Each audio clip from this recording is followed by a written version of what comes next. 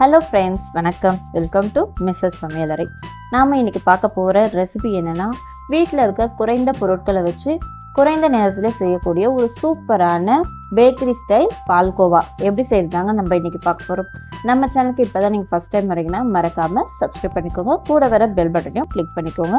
அப்போ தான் நான் போடுற வீடியோலாம் உங்களுக்கு நோட்டிஃபிகேஷனாக வரும். வாங்க இந்த ஈஸியான பால்கோவா எப்படி பண்ணுறதுன்னு பார்க்கலாம். இந்த பால்கோவா பண்ணுறதுக்கு ஃபஸ்ட்டு அடிகனமான ஒரு பாத்திரமாக எடுத்துக்கோங்க. நான் இப்போ ஸ்டவ்வை பற்ற வைக்கலைங்க, வெறும் கடாய் தான் வச்சுருக்கேன். அதில் 1 கப் பால் பவுடர் சேர்த்துக்கலாம்.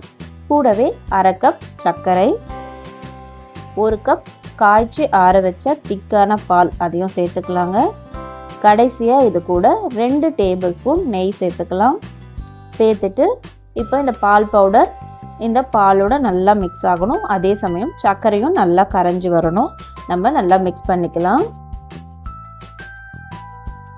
ஒரு விஸ்கு வச்சு இந்த மாதிரி நல்லா கரைச்சி விட்டுக்கோங்க. பாருங்கள், நல்லாவே பால் பவுடர் மிக்ஸ் ஆகிடுச்சு. இப்போ நம்ம ஸ்டவ் ஆன் பண்ணிக்கலாங்க. ஸ்டவ் ஆன் பண்ணிவிட்டு ஃபஸ்ட்டு இந்த பால் எல்லாம் சூடாகிறதுக்காக ஸ்டவ்வை ஹை ஃப்ளேம்லேயே வச்சு இந்த மாதிரி கலந்து கொடுத்துக்கோங்க. பாத்திரம் நல்லா சூடாகி நமக்கு இந்த பால்லேருந்து லைட்டாக பபிள்ஸ் வர ஸ்டார்ட் ஆகும். அந்த சமயத்தில் ஸ்டவ்வை மீடியம் டு லோ ஃப்ளேமுக்கு மாற்றிக்கோங்க. மாற்றிட்டு இந்த மாதிரி கைவிடாமல் ஒரு 10லேருந்து 15 நிமிஷத்துக்கு நம்ம கலந்து கொடுத்துக்கிட்டே இருக்கணுங்க. நம்ம கலந்து விட இந்த பாலும் பால் பவுடரும் சேர்ந்து நல்லா நமக்கு ஒரு திக்கான பதத்துக்கு வரும். பாருங்கள், இப்போ ஒரு 5 நிமிஷமாக கலந்து கொடுக்குறேன். நல்லா திக்காயிட்டு பாருங்கள் எந்த அளவுக்கு திக்காயிட்டு வருது. இன்னும் ஒரு 10லேருந்து 15 நிமிஷம் நல்லா கைவிடாமல் கலந்து கொடுத்துக்கிட்டே இருக்கணுங்க. இந்த அளவுக்கு நல்லா திக்கானதுக்கப்புறமா 1/2 டீஸ்பூன் ஏலக்காய் பவுடர் சேர்த்துக்கலாங்க. ஏலக்காய் பவுடரோட வாசனை ரொம்ப நல்லா இருக்குங்க இந்த ஸ்வீட்டுக்கு. அதனால் அதை சேர்த்துட்டு நல்லா கைவிடாமல் கலந்து கொடுத்துக்கலாங்க. அந்த பேனில் ஒட்டாமல் நமக்கு நல்லா திரண்டு வரணும். பாருங்கள், இப்போவே பேனில் ஒட்டாமல் நமக்கு நல்லா வருது. இதே நான்ஸ்டிக் பேனாக இருந்துச்சுன்னா உங்களுக்கு நல்லாவே தெரியும். இது சில்வர் பாத்திரன்றதுனால இந்த அளவுக்கு இருக்குது. இப்போது இந்த அளவுக்கு நமக்கு நல்லா திக்காய் வந்ததுக்கப்புறமா நம்ம ஸ்டவ் ஆஃப் பண்ணிடலாம்.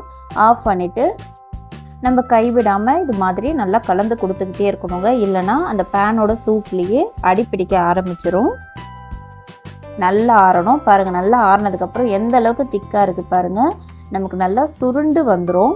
இந்த அளவுக்கு வந்ததுக்கப்புறமா இப்போ இதை ஒரு பிளேட்டுக்கு மாற்றிக்கலாம்.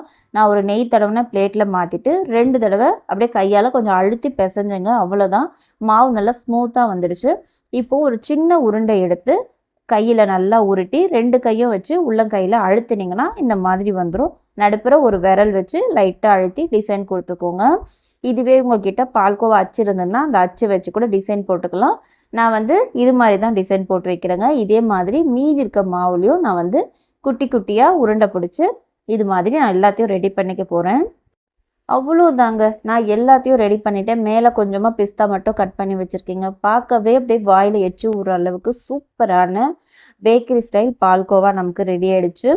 இது 3 நாள் வரைக்குமே நமக்கு ரொம்பவே நல்லா இருக்கும். நீங்கள் ஃப்ரிட்ஜில் வச்சிங்கன்னா 5லேருந்து 6 நாளைக்கு சூப்பராக இருக்குங்க.